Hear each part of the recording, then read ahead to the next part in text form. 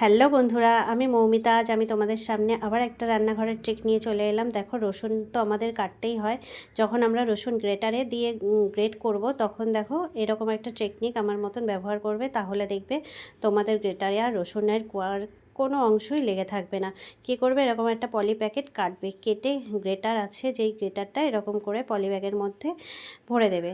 ভরে দিয়ে এবারে পলি ব্যাগটা কী করবে, মুড়ে দেবে দুপাশ থেকে। তো মুড়ে দেওয়ার পরে এইবারে যে রসুনের কোয়াগুলো আছে, রসুনের কোয়াগুলোকে ভালো করে এরকম ওপর থেকে গ্রেট করে নাও। দেখো, গ্রেট করার ফলে কিন্তু কি হবে বলো তো, রসুনের কোয়াগুলো গ্রেটারের মধ্যে আর লেগেই থাকবে না। পলি ব্যাগের ওপরে যেহেতু লেগে থাকবে, সেহেতু আমরা এগুলোকে কাছিয়ে ইজি নিতে পারবো। তো দেখবে না গ্রেটারে লেগে থাকবে, না একটুও নষ্ট হবে। তো আমার এই ট্রিকটা তোমরা অ্যাপ্লাই করে দেখো। তো যদি আমার এই ট্রিকটা ভালো লেগে থাকে, লাইক, কমেন্ট, শেয়ার, সাবস্ক্রাইব করতে একদম ভুলো না।